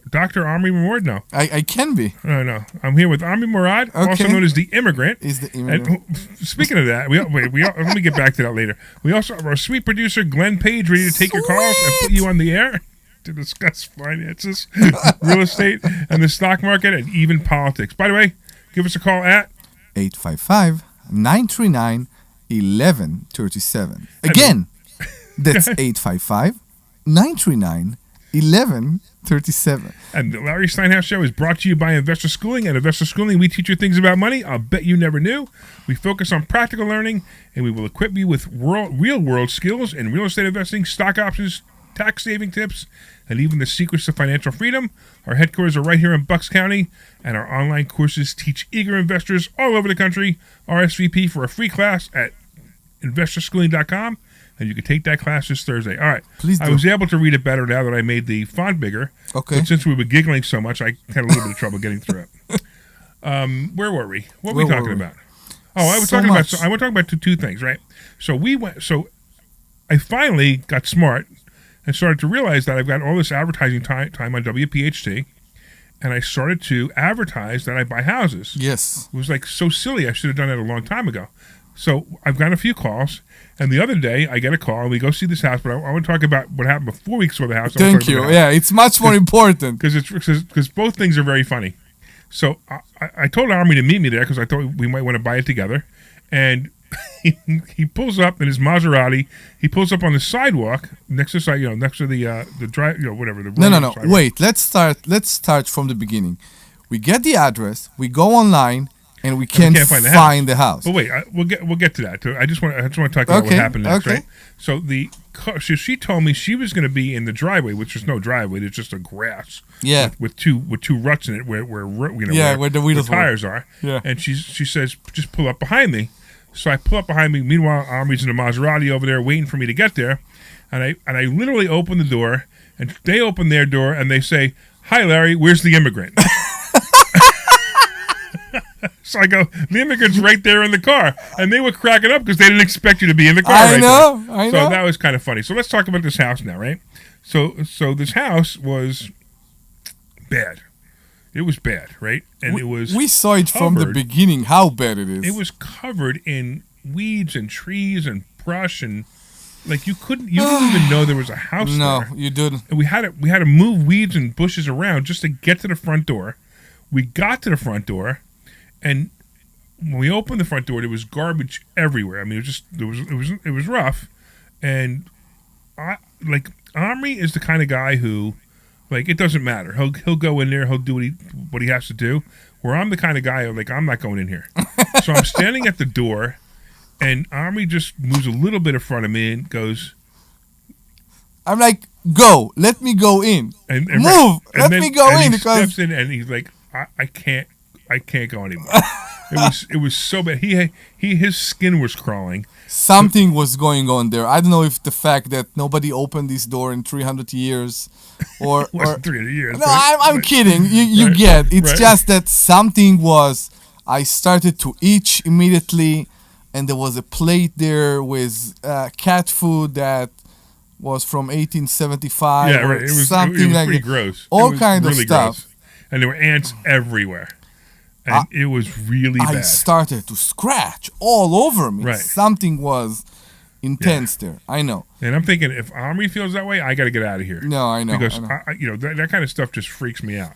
The fact that this house was in this condition for so long amazes me. Yeah, it's really rough. It's rough. It's a typical situation where there was obviously an older person living there for a while, and the kids said get out, and they didn't leave, and it got worse and worse and worse until finally the person actually dies, and now the kids are left with the problem, and they got to figure out what to do with this house. They inherited it, and meanwhile there's stuff in there that they want. It's like the whole thing. It's really rough, and I see this a lot. We go out and see houses like this a lot where people. Again, it's an older person who's been living there their whole life, and they've actually become a hoarder, whether they believe they're a hoarder or not. And the next thing you know, it's a big mess, and they don't know how to leave. And we gotta, with the help of their family, we convince them to sell the house and move on. And it's funny because most of those people, they're so scared to move, but when they finally move, they just feel so much better. Of course. Because everything's gone. It's no problem. The last hoarder house I bought... You're so afraid of doing this step. The last hoarder house I bought, she thanked me about a month after. Jersey, right? What? The one in Jersey. Was it? No, that wasn't a hoarder house. That was something else. But it was actually in Hatboro. She thanked me because she was able to get back on with her life. So if you're a hoarder, give me a call. I'll buy your house and move on. Don't get hung up. And by the way, the phone number is the same. It's actually 855-939-1137. Right. So I use the same phone number. You know why I use the same phone number? Because it's going to your phone because number. You sound so good when you say it. Ooh. That's really? why. That's it, right. Okay. All right. So if you have any questions about anything, we were talking about some things earlier. We were talking about reverse mortgages. Yeah, it's amazing that we're still learning. I was pretty sure reverse mortgage is when you are like recycling the mortgage, but when you do it again, I didn't know. Okay. I was pretty sure it's more like recycling. Apparently, it's completely not. No, it's basically the mortgage company pays you. Yeah. And then they use some factor to pay you, and then at the end of your life, you owe a certain amount of money, or to the mortgage company. Most of the time, and it's funny because I shouldn't say most of the time, but I have a lot of people calling me up and they're saying, "Hey, what do I do? My mother had a reverse mortgage. She passed away. The house is worth $350, and we owe $400,000. What do we do?" So then we have to go to a short sale. We can try to figure it out sometimes, or sometimes it works the other way, or they can't get a mortgage and they can't fix it. So. But it's not your problem. It's the problem of the company who gave the reverse mortgage. That's correct. So they take the house. They can't clear the estate. So they're trying to clear the estate. What do you mean the estate? Only the house? The house and maybe whatever else they have or whatever responsibilities they have to clear the estate. I get it. So it becomes a hassle more than... You're right. I mean, the best thing they do is just, I go here, take the house. We don't care. So I was pretty sure it's a solution for people who wants to live respectably and they don't care what will happen to the house after they die. So here's what happens a lot, especially in this country, which, by the way, it happens in this country, and it's still better in this country than it is in other countries, where somebody, they hit 70, they hit 75, and they've never saved any money. They have no pension. They have minimal Social Security, maybe $1,000 a month in Social Security. But they were able to buy a house sometime a long time ago, and they paid it off a long time ago, and maybe the house is worth $350,000, like in the example before the break. the house worth $350,000, and now they could sell the house, but they don't want to sell the house because if they sell the house, then they have no place to live. They have to go find an apartment or move in with their kids. Yeah. So they say, hey, listen, I want to live here, but now the taxes are $12,000 a year, and they're getting $1,000 from Social Security. They could barely afford the taxes. Yeah. So they have to afford the taxes, food, electric, etc. So they get the reverse mortgage. Maybe the reverse mortgage company pays them another $1,000, maybe $1,200, maybe $1,500. I don't know. And now they can live longer in that house because they have the reverse mortgage. The reverse mortgage stop paying at some point when they get to the limit, to the value. Yeah, I'm not sure what that number is. I believe there's an annuity table. Yeah. There's not an annuity table, actuarial table that they use for certain people. Yeah. And that's how they come up with the number. I'm not exactly sure because I don't sell them, but it's possible. Look at that. See, there you go, right? Already, I got somebody who wants to sell me their property. What's going on, Mike? Hi, how are you? Good, man. So tell me about your property. Don't tell me how much you want for it. Don't tell me how much you want for it because I don't want to do it on the air. What? No, I know. It's a commercial property on a main highway. Okay. So it's a little different. But the problem I have is that I didn't realize it at the time, but it's in a flood zone, right? Okay. Which I believe I fixed the situation. Okay. Because I'm in the pool business and I basically poured a concrete dam, let's say, across the problem area, and other properties flood, but that one no longer does. But on the survey itself, it'll always say it's in the flood zone, so it kind of deters a lot of people. So especially people with mortgages. Yeah, exactly. The mortgage company will. So it's a commercial property. Just tell me a little bit about it. Is it one unit or is it several units? It's one unit. It's an interesting shaped property, but it's about an acre or more, a little more. What is it used right one now? Building, right? I gutted the building out. I redid the whole place. Great. And it looks really nice now. Are you renting it? But the township is requiring a site plan approval to rent it, so I'm not allowed to rent it out at the moment. When did you buy it? But it's minor things. I got to light it up, light up the parking areas, parking spaces, and a dumpster area. How many square feet is it? The building itself is 40 by 60 rectangle. Okay, and then how long ago did you buy it? I bought it in October of last year. Okay, so you bought it as an investment property. I spent 3 or 4 months redoing the entire place, including a new parking lot, everything. So have you invested in other properties before? So, I have. I do. I try to do one per year. Okay. I called you last year about the first one I bought. It was a big lot. It turned it into parking for big trucks. Okay. And it brings in lots of money. That's fantastic. Great. I thought it was easy. Well, but this one's a little more challenging, right? So you probably I have a question. Well, okay, but you probably should come into investor schooling, and we could teach you a little bit more about what to do with a problem. What is your question, Omri? So it seems like you did all the research. Do you know what the township wants from you in order for you to be able to rent this place? Yeah, it's all outside stuff. I did all of the inside inspections and requirements. It's all the outside. Like the parking is the biggest issue on this main highway. Initially, when I bought it, there were only 9 parking spots, but I extended the parking area to 21 parking spots. Ooh. But it's a pretty big lot. They're not necessarily falling within the proper size. I think each spot's supposed to be 18 by 9 or 10 wide. I'm not sure, but so I have to get a proper site plan, and you have to make sure it's all your property's lit up properly. All right, so you went to you expanded this to 21 parking spots. You didn't ask the township if that was okay? I didn't, but all right. I'm going through all of that now. Yeah, I was really naive in the beginning here, right. So you don't want to know the cheaper way to do this is? What's that? Take the lines back out and put the lines back in for 9 parking spots.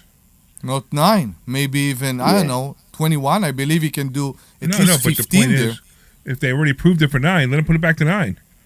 Okay. And Why bother? And leave the blacktop the way it is. I mean, what? It's a 20 by 60 building. What can you put in there? Yeah. That needs 21 parking spots. Right. A bowling alley? 40 by 60. We saw that. 40, but whatever. But I mean, come on. It's it probably was sufficient before. Somebody will come build Right. offices there, whatever. You never know. Exactly. It's Yeah. not that big that it needs 21 parking spots. How maybe we'll do that.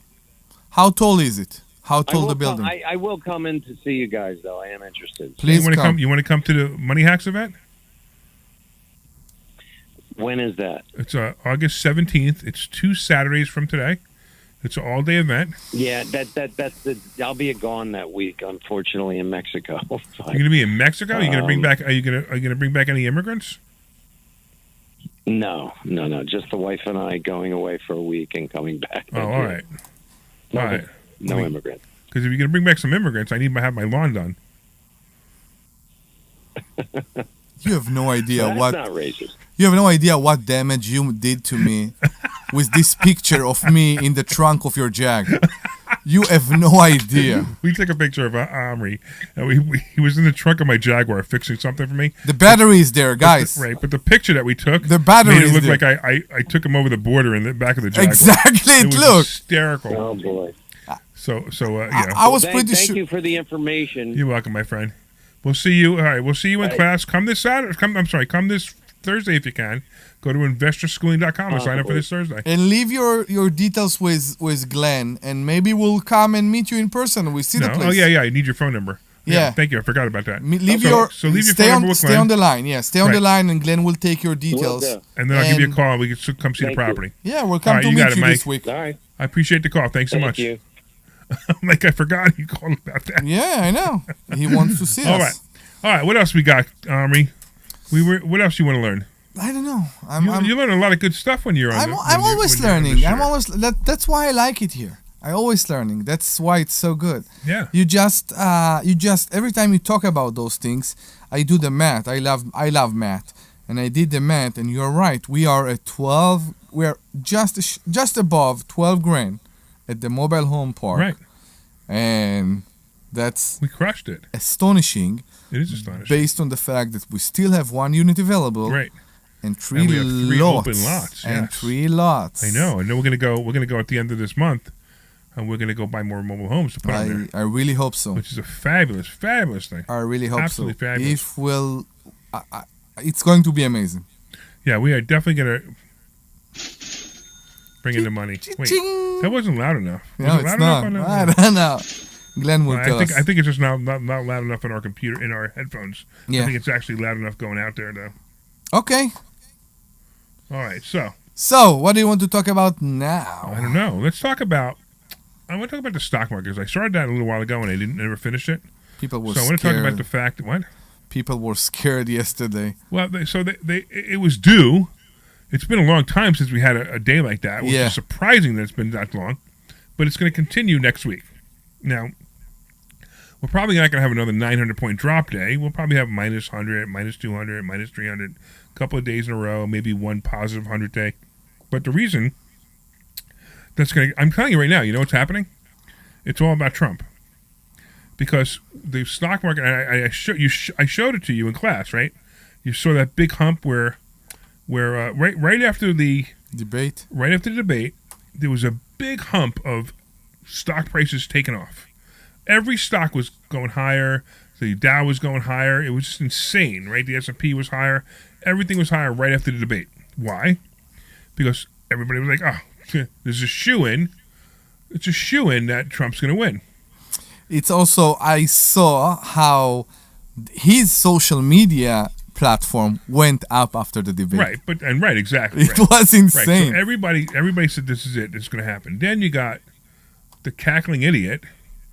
What? The cackling idiot, Kamala Harris. Okay. Who, when Biden dropped out, the cackling idiot. You remember here, just to refresh you of what she sounds like. Oh, that's the wrong one. Hold on. Well, I hit the wrong one. Where is it? No, here it is. So, Ukraine is a country in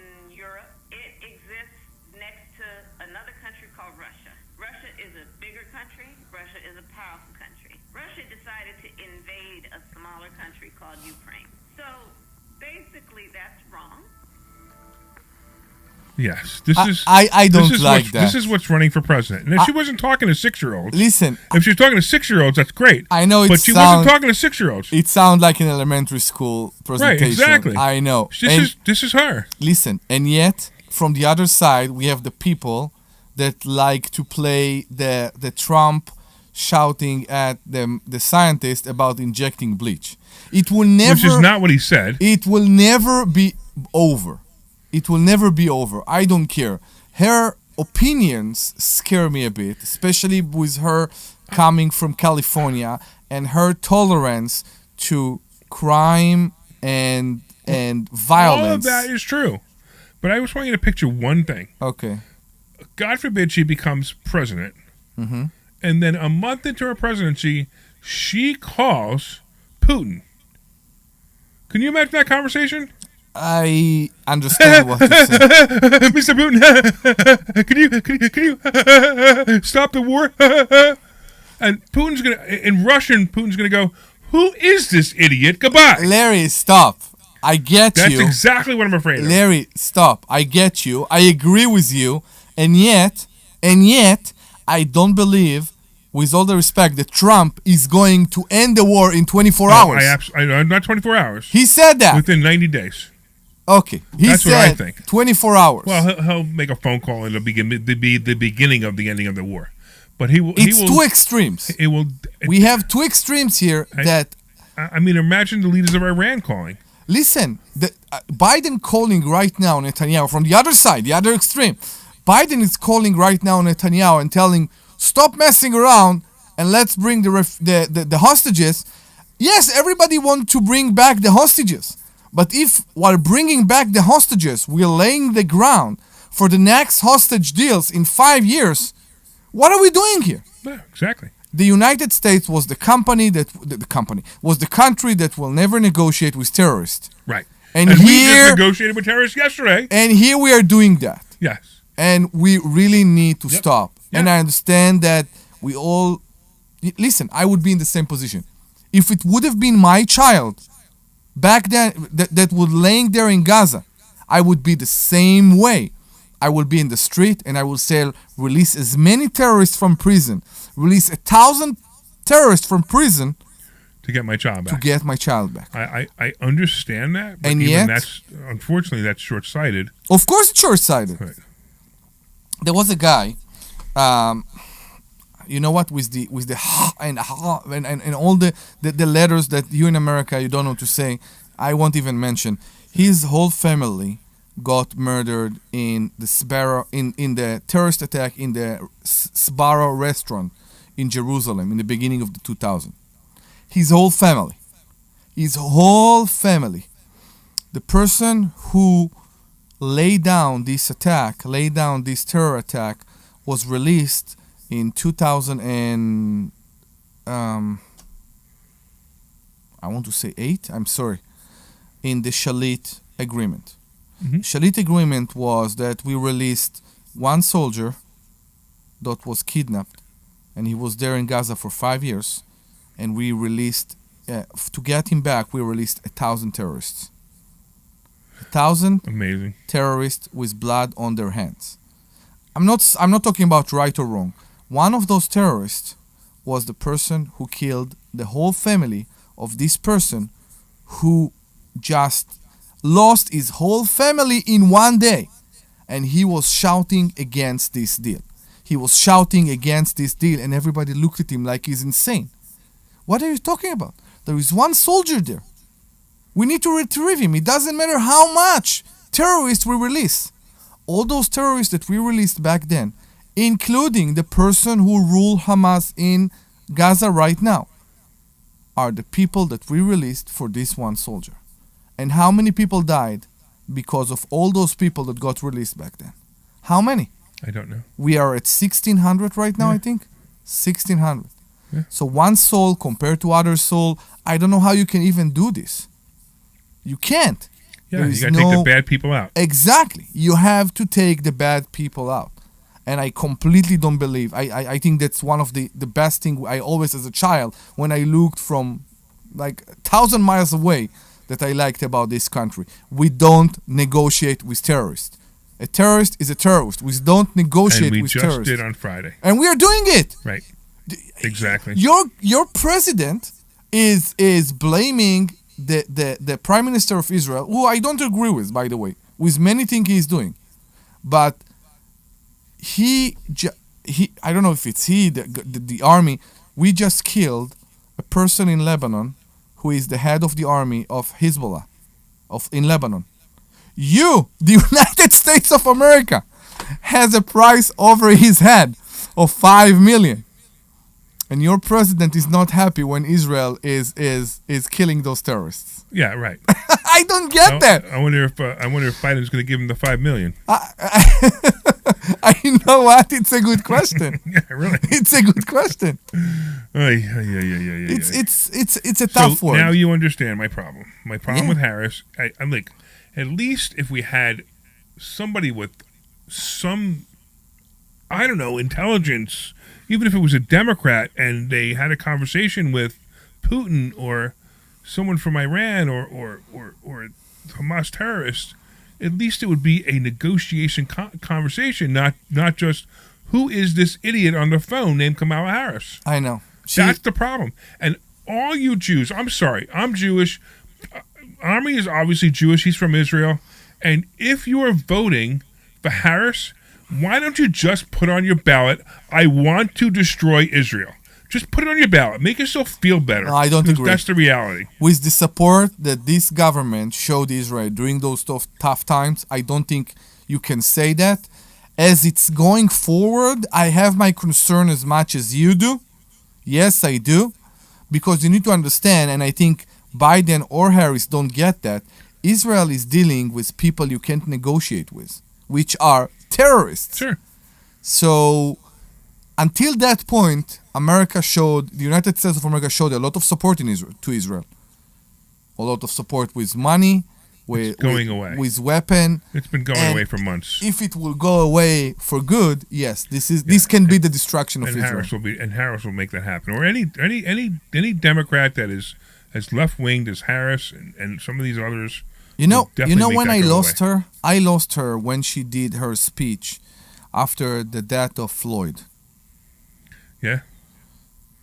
I don't remember her speech. I don't know if I want to hear it. People were burning, the stores were burning, and people were on the streets, and honestly burning stores of their next door neighbor. I know. Of their next door neighbor. We're going to burn a store. And she said, we're black people. We're going to burn the store of a black person just because we hate white people. Really? And she said, show patience. Understand the pain and all. Listen, I understand the pain and all that, and I still don't see how it's excuse for vandalism, for violence, for all that. Of course. Yeah. But it's great. By the way, we're in riot season right now. You do know that, right? Riot season? Yeah. So riot season is usually about 3 months before the election. Really? Yeah. So I'm expecting a riot. Now there might have against what? Well, protesting what? No. It'll be a black on white riot. Black and white riot. Yeah. Because this is what happens 3 months before the Democrat Party gets all the black people riled up over something that's terrible. But they get them all riled up, and they're like, we're going to, blah, blah, blah, blah, and they start burning houses and blah, blah, blah, and that's how Democrats get elected. Because black people still think that if they follow the Democratic Party, they're going to be taken care of, when the reality is those are the people holding them down. It was the same. I don't see any difference to the black community between the Democrat Party or the Republican Party. No, that's not true.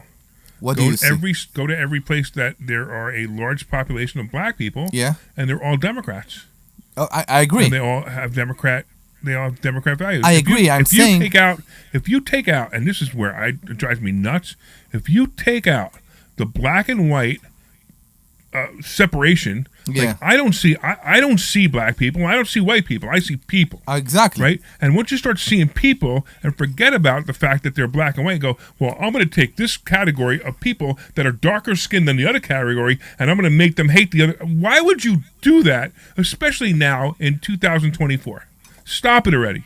All right. I don't care who you are. If you're a woman, you're a man, whatever. You have your limitations, and you have your what makes you great. And whatever it is that makes you great is what I'm focusing on. And that's what I'm going to talk to you about. I mean, even you, right? Why would anybody want to talk to an immigrant? Why? I don't know. It's a good question. So that is my take on that. If you just stop taking people and saying, well, the black people have been suppressed, once you say that, that's a racist statement. It's true years ago. But if you say it now, all you're doing is telling black people, oh, well, I'm suppressed, so I can't do anything better. I can't make my life better because I've been suppressed by whitey. Well, stop thinking that and just go out there and do things. I want to tell you something. I am a big fan of the Beverly Hills Cop movies. Okay, I saw all of them. I saw each one. You see the new one? 10 times. I just saw the I new just saw one. the new one too. Yeah. I saw the new one a few times, actually. I saw it. Now it hurt my ears more. All those jokes. I know he make it in a very humoristic way. I know he used to do that in the previous movies, and he's doing that here also, about what a black person is allowed to say while what a white person is allowed to say, and he make fun of that in a way. But it's true. What was true? It's still true. It's still true that a white person needs to be more careful with the word when he talk to a black person, and how a black person committing a crime, needs to be more careful than a white person, which I don't see it. Again, I don't. This is all stuff that's keeping the black people down, and they have to stop. Because once they say, hey, listen, and you have a 2024 movie with all those things inside of it. I'm not listening to this anymore. And once they stop listening to this, it doesn't matter if they vote Democrat or Republican. I don't care. No, I agree. But if they stop listening to the Democrats and saying that these, what do we have? We have a friend who says black people are dumber than white people because they eat at Burger King. Yeah. Right? I mean, come on. That just makes absolutely no sense. And I agree. And she is a liberal Democrat blaming Burger King for making people dumb. But when you say she don't blame Burger King. What she actually say is that people has less resources and then they have to go and buy junk food, which is, I think it's not true anymore. Well, whether they have less resources or not, as soon as you say that, black people are dumber than white people, that's racist. It's not dumber. It's that because their nutrition based on junk food, their brain is less developed, and I agree. Kimmy is yelling at us. Kimmy is trying to be Debbie right now. She's right. Get back on track. So we actually went off like such a tangent over here because it was such an interesting tangent. Yeah, it was. Because I was just getting concerned because the reason I was talking about the fact that the stock market went up. We should never go to politics. And now Kamala Harris has a chance where Biden had no chance, and that's what took the stock market down. Thank you so much, Kimmy. Yeah, we needed it. Kimmy's bringing us back. Kimmy's being Dr. Deb right now. Yeah, I know. Because Dr. Deb would be yelling at us right now. Get on track. Talk about finances. This show's about finances, not politics. Can we go for a commercial break for I think a it's short time. one? Let's do it. Yeah. This is Larry Steinhouse with Invest. You're clear. Thank you. Money hacks. And thank you, Kimmy. From my radio shows, and you may eat from some of these commercials. Be careful how you word stuff, guys. Money. What did we do?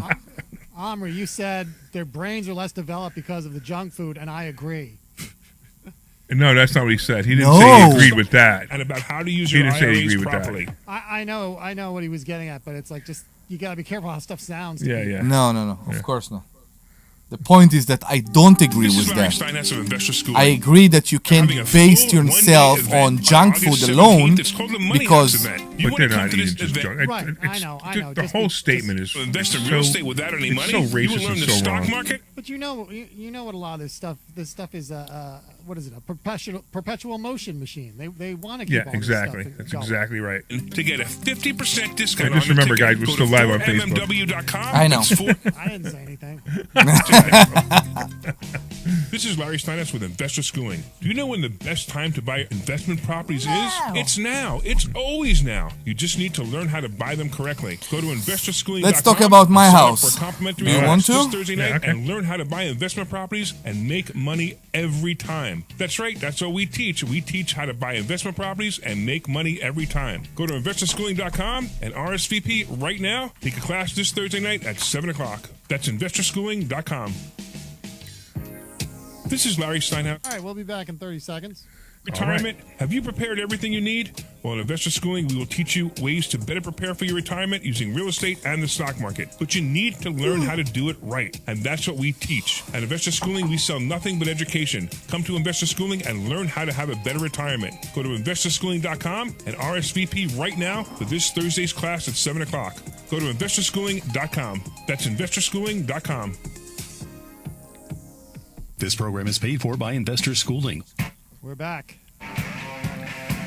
All right, everybody, welcome back to the Larry Steinhouse Show. We went off the rails a couple minutes ago. We always say that we talk about politics. That was the first time we really got deep into it. We should never talk about politics. I know. Anyway, so we are really a financial show, but we were talking about what happened in the stock market and why Kamala Harris has just made the stock market go down because everybody expected Trump to win, et cetera. And then we went off into politics and we went off into Israel. And so if you guys were listening, I mean, it was good stuff, but it wasn't really typically what we talk about. No, it's not. But I do want to shout out and say hello to a couple of people. We have Blake listening. Blake is my plumber, and Blake is actually in Delaware in one of my units right now, fixing one of my units while he's listening to us on the radio. Isn't that cool? So, Blake, I want you to be my plumber. I know you're busy, but I always hear how good you are. Can you please be my plumber? Blake is the best plumber I have ever hired. I know. Right, he is so good, but he's just like, he's got an attitude, and his attitude is, he wants to make sure that everything goes well for him. Like, I don't mean like at the site. I mean, he fixes some crazy stuff, but like if there's no parking, he's not gonna wait around for you to solve the problem. If your tenant's not there, he's not gonna wait around for your tenant. I'm because fine. He is so busy. I would be there with him. He doesn't need your business. And the best part about him is because of that, he takes really good care of me. He takes really good care of people that I refer him to. So I'll refer him to you, Omri. But I really want him. Yeah. But you got to make sure that that he's there for you. That you're there for him. I will. All right. Cool. What are we talking about? What else? All right. We went so far off on that tangent. I don't even. But get the phone number so people could call in. What's the phone number? You know. Yeah. I think I know. It's 855-939-1137. That's 855-939-1137. 855-939-1137.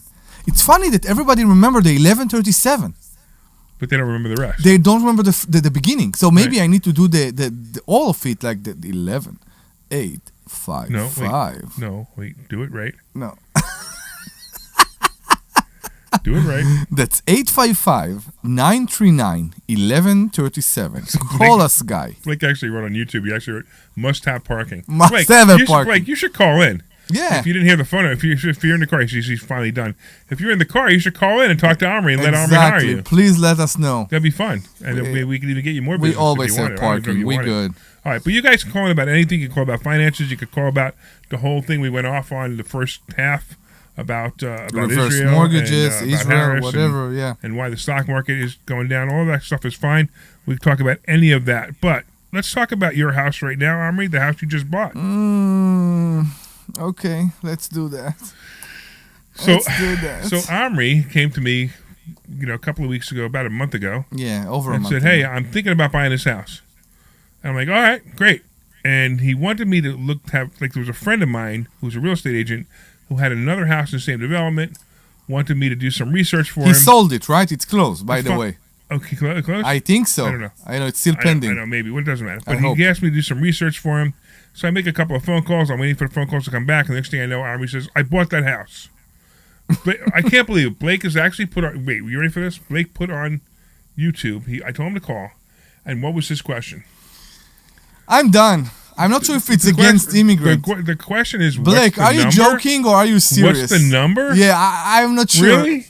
Blake, are you serious? Give it to him one more time. That's 855 939 1137. Give it to him one more time in case he wasn't listening this time. Larry, come on. It doesn't make sense. How people don't get it.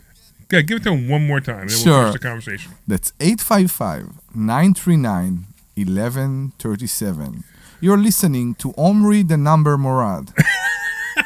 Me, the immigrant, on the Larry Steinhouse show.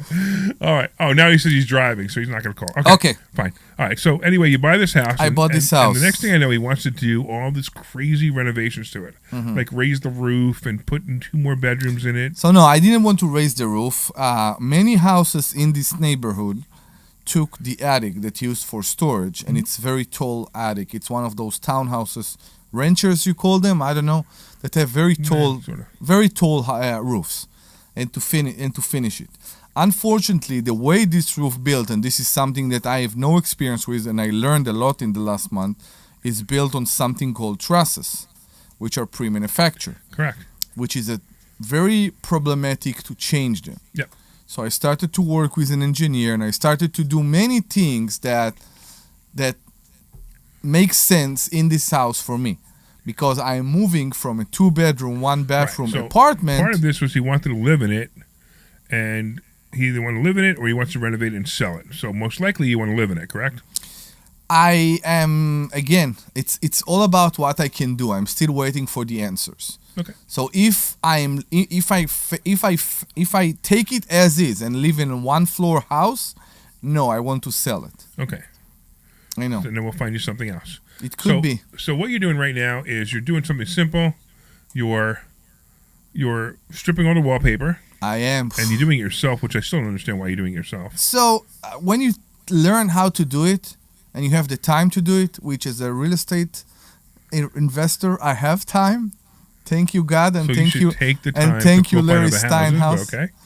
And I'm just doing that until the painter will be ready for the house. Also, I have 2 renovations, one after another, in Norristown right now. That's actually a better story, believe it or not. We were on our way from Boston last week, and I got a call from a tenant saying she's leaving. And the problem is she don't speak English. And she's living with, it's a big family, 7 people at least in this house, but it's also a very big house, a 5-bedroom house. And I try to get from her with all the Google Translate and all that. I'm typing in English. She's, I guess, using some translating platform. And she's trying to explain to me that she wants to move out. And I told her the lease just got renewed for another lease, for another year. What's going on? Is it the rent increase that tell me what's the problem? And she never got back to me, and she said she will come to talk to me, and she never did. And then on Wednesday, I believe, it was Wednesday of this week, I call her again. I actually text her, and I'm trying to figure out like if she can come and meet me. And she texts me back, we are packing. I said, okay, what do you mean? She said, you will get the keys by the end of the day. That was July 31st. I hope to hear something in advance. Right, sure. Yeah, nothing in advance, and they were there. So actually, my wife and my contractor, my employee, were in the area. So I sent both of them immediately there, and they were sitting with them. All right, I'm going to interrupt your story. You know why? Why? Because Blake actually called in. No, he didn't. Yes, he did. So what's up, Blake? Hey, what's up, Larry? Did you fix my pipe? Yes, I did. That's such an odd-sounding question, though, isn't it? Go ahead. I fixed it, had your tenant check it out, everything. I drained it. There was a big clog, as I showed you on the pictures. I cleared it out. It's perfect right now. So it's really the Larry Steinhouse show. You're running your business right now. Well, I told you. I told you how to be an investor, right? Yeah. It's four letters. IMPC. Yeah. IMPC. I make phone calls. Yeah. I make a phone call. Actually, I don't even make a phone call anymore. Now I send text messages. Yeah. So I send a text message to Blake. He goes, give me the tenant's name, boom, and he goes out. All right, so So, what did you wanted to talk to? Did you want to talk to Omri, Blake?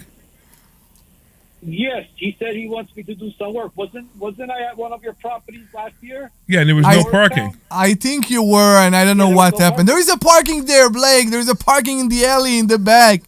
We should just, I will give you my number, and we should start communicating better. So what I actually want from you is there is a good chance that I will need you in my recent purchase to convert a 2-inch pipe that go from the T to the kitchen and convert it to a 3-inch pipe, as we will do a bathroom there. And for a bathroom, of course, I need at least 3-inch.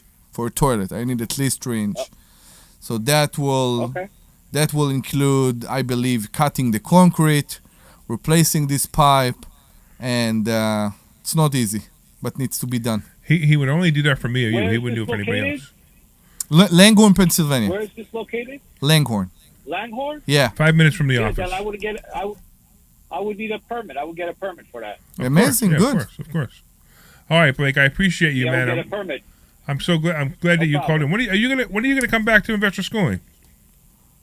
I sent you. I replied back to your text message. I know, but I'm just I don't remember. Are you coming to the Money Multiplier? To the Money Hacks. To the Money Hacks event. Are you coming to the Money? Are you coming to Money Hacks event on August 17th?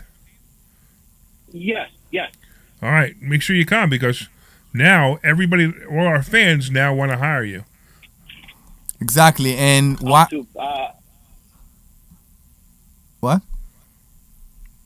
No, I said I cannot right now. I'm very booked up. I know. See, I told you. So I have he's a very busy guy. I have a solution for you. Because he's good. Kimmy online is asking if you're hiring. So I think maybe Kimmy has someone who wants to work for you. Maybe Kimmy wants to be a plumber. Maybe Kimmy wants to be a plumber. I'd much rather look at that plumber's crack than Blake's plumber's crack. Blake, thank you very much for calling us. No problem. Thank you. No problem, man. Hey, Glenn, did I cross the line there? There is a good chance we're off air anyway. All right, Blake. You're good. Appreciate you, man. And even Nancy hung up. Hey, Glenn, did I cross the line there, Glenn? You're good. I did. Okay. No, Kimmy says her son's looking for a job. All right. Okay, good. Let's go over to we got another Mark who's got something going on in somewhere. What's going on, Mark? Hi, Mark. Hey, how are you? Good, man. Good to talk to you, Larry. So tell me what's happening. Turn your radio down. Yeah, I was about to tell him that. Getting older, and would like to see them go. And I'm trying to bundle them. One's more attractive than the other. They're both functioning. They're both 100% up. And that's great. One's a bar, and one's an apartment house. 4-unit apartment house. So I don't know. It might be his phone that's echoing, not the. We have a huge echo. Maybe it's a speaker. Yeah. He's driving. Okay. All right, Mark. Sorry. You know what you got to do for whatever reason is a major echo. Leave your phone number with Glenn, and we'll give you a call back privately to see if we can help you. Cool. Thanks. All right, you got it. Glenn, grab his phone number. All right. We have Nancy or Nancy hang up? Nancy hung up. Okay, Nancy can call us back if she wants to. Yeah, Nancy, if you want to call us back, call us back. To 855-939-1137. So back to my story. Right, your story. What story? I thought we were No. So on Wednesday, I sent my contractor there, and actually my wife was in the area, so she went there, and they saw 10 people cleaning and vacuuming and doing all that. And yes, I didn't get my 60-day notice, but I got a house in, let's say, a decent condition after 2 years with decent amount of things inside. People don't get that when they leave a furniture behind, somebody needs to deal with it. And if it is in the 3rd floor, in the back bedroom, and it's so hard to get, and they chose not to take it with them, it means that I will need to find someone that will take it out and trash it or recycle it. And it will be difficult to this person too. So it will cost them money or effort anyway. Right. People think that they can leave their furniture in the house. It's insane. Matter of fact, I'm going to charge them more than it would take them to take it out themselves. I agree. So if they take it out themselves, whatever they do with it is fine. But I'm charging them $150 to take it out, and then I'm going to find whatever it costs to dump it. I'm going to charge them that too. Larry, mattresses to recycle those days cost tons. Yeah, it's like $150 a mattress bring it to the dump. I know. Yeah, and people don't get it. They don't understand I know. that. And we were there. I was just in a position last month. My favorite is when they say, "Can't your next tenant use it?" Will you use somebody else's mattress? No. Exactly. I know, but I just find it funny that they actually say that. Yeah, and I stopped I peeing thought maybe it your back. next tenant can use it. Well, they'll leave a whole bedroom set. I thought maybe your next tenant can use it. I don't think so. I had a tenant who left last month actually, and she left an L-shaped sofa at the back of the house. There was a backyard with a parking next to the trash cans. L-shaped sofa. Now, I called the township and I said, "Are you doing collection for big items?" She said, "Yeah, it's this Saturday." And I said, "Okay, great." Apparently, the tenant called the township, and the township told her to leave it behind. And the township, at some point, they didn't pick it up. I called the township and they said, "Send me a picture." I sent them a picture. She said, "We are not collecting something like that." Right. It's a small dresser or something. Yeah, sure, but not something like that. Right. And I called the tenant, and the tenant was very mad. "I have never been in a situation that I need to take my trash with me." And I tried to explain to them politely, with patience, this is not trash. That's right. This is a huge furniture. Who will they do have to take their trash with them, by the way. I agree, but if a tenant will leave me a full trash can, I'm You're not gonna fine care. with that. Right. Exactly. I will live with that. Right. But not a pile of trash in the backyard. Yeah, no, sure. I can't do that. All right. Anybody else? We got just a few more minutes. If anybody wants to call us in, call in about anything else they got going on. What's Kimmy saying? She's got something going on. She seems like having a very cool stuff. I know. So Kimmy is one of our students, and since she's become a student, which is about a year ago, I think. Right? Yeah. She's bought 2 lots that she's building on. She's also working on a storage complex right now. So Kimmy's actually a pretty active student. And it's actually great, and she never did this before. We taught her how to do it. And that's what we do at Investor Schooling. So if you guys want to come into Investor Schooling and learn this stuff, we will teach you. Kimmy was an agent, or she's an agent. She's still a real estate agent. Yes. It amazes me all the time because we felt that at lunch on Thursday. Yes. Agents are learning so much more than what they believe they're expert at. So I think what you're trying to say, because you kind of... Yeah. I know what you're saying, but I'm not sure if anybody understood it. The problem with real estate agents is they learn how to be a real estate agent, which is completely the opposite of how to be a real estate investor. According to obligations and rules. And they don't understand. No, it's not even rules. It's just they don't even realize that you could buy a property with absolutely no money. Like, how do you do that? How does it work? How can you do that? It's impossible. It's impossible because the bank wants 20% down. I'm like, I don't deal with banks. Well, what do you mean? How do you not deal with banks? How do you get the money? And then we have to teach them that we use private investors, and they don't understand that. They're like, well, who would lend you money? It goes. The questions just keep going, and it's funny because when we have a real estate investor come in, I always say the same thing. It takes me longer for me to teach a real estate investor how to invest in real estate than the average person on the street, because the average person on the street hasn't been, destroyed. You need to reverse their understanding, right? By the understanding that they have. Mm-hmm. So, and it's funny. We had one guy. His name was Mitch, and Mitch came in. He was a real estate agent, and every single mastermind we had, he would argue, "You can't do that. You can't do that. You can't do that. You can't do that. You can't do that. You can't do that." Yeah. Every time, and every time he opened his mouth, he would say something that was completely opposite of what we teach. And then one day, he's like, "I'm going to shut up and start listening now." I know. And sure enough, it was about 3 months after he shut up and started listening that he actually bought a bowling alley, bought the building, bought the bowling alley, bought the business with how much money out of his pocket? Zero. And he's like, wow, this really does work. And then we had another student who was skeptical and bought a restaurant with a bar and a business. And not only did they buy it with no money, they actually got money back at closing. And they got another one right now. Right, and they got 2 now, right? They have 2 bars, right? They have 2 bars and 2 restaurants, right? Exactly. Matter of fact, they're having trouble finding people to work there, which is kind of unusual. It's not unusual. We are having this situation for a long time right now, and I blame your president on that. By that, yeah. That's so you want to be a citizen here, right? Maybe one day. What do you mean, maybe one day? I hope so. Okay, I mean, but do you want to be or not? I want to be able to be here legally with no worries. Right, I got you. The Okay. citizen is So a citizen is after the green card. Yeah. You want the green card. Yeah. So you're looking focus on the green card, and then you'll focus from the green card to being a I citizen. got you. Exactly. Okay. Yeah. Okay, because I was going to say, if you stop using words like you, your country, and start saying my country, the only reason I say it that way is your mindset might change and might make it better for you. That's all.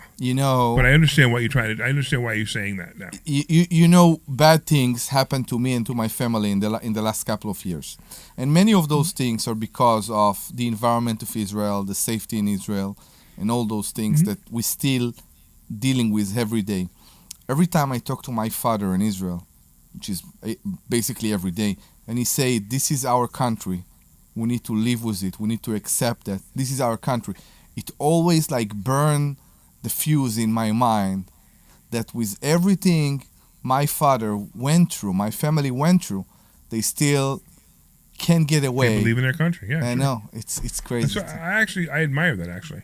Me too. Right, and, and I realize you came here and good things. I happened. admire that, but I still, and that's my parents. I want the best for them, and I don't think that they get the best right now there. I understand. Yeah. Right, and you want to have the best for your children, so you brought them here. Of course. Which is fabulous, and I agree with you, and I do see their point. My point? No, their point. My parents' point. Yeah, absolutely. Yeah. It's their country. It's like somebody said to me, you got to leave your country because there's too many Democrats. I'd move to Florida, and I'd go back to America. Exactly. You can look at it like that. Yeah, sure. I mean, during this scamdemic, I was ready to move to Florida because in Florida, it was the United States of America. Here it was, communist Russia. You would never move to Florida. Why not? Because I know you. You have too much fun dealing and educating and proving to people how the situation here was wrong. To people that don't know, Larry is part of the people from the beginning that, unlike others that just put the mask, he investigated if the mask worked or not. And it didn't. But the thing is... And I got shut. My YouTube channel got shut down because I proved that masks didn't work. Yeah, I know. So it's kind of a long involved thing. And, and I don't know. But that's a lot part of who you are. Yeah, I don't just take things for granted. I got and research them. I know. So that's like when I do properties, invest in properties, I have done that type of investment so I can teach it to you. Yeah. Or I will refer you to other people like Deb does tax liens and tax deeds. I don't. Yeah. All right. Anyway, so what do you think? Was it a good show? It was a good show. I enjoyed it. I'm glad you enjoyed it. With the politics side. Exactly. Yeah. All right. So I want to thank everybody for listening. I totally appreciate it. I appreciate all the callers. I want to thank you, Blake, for calling in. I want to thank you for taking care of my plumbing issue today. I also want to thank Mark and everybody else who called. I don't remember everybody's name. I apologize. But the list is so long today that I couldn't remember. Go to investorschooling.com. That's investorschooling.com and take a complimentary class this Thursday, and you can learn about all the things that we teach, and you get to meet Omri as well. So go to investorschooling.com, and we will see you Thursday. Bye-bye. You're clear. Hang on.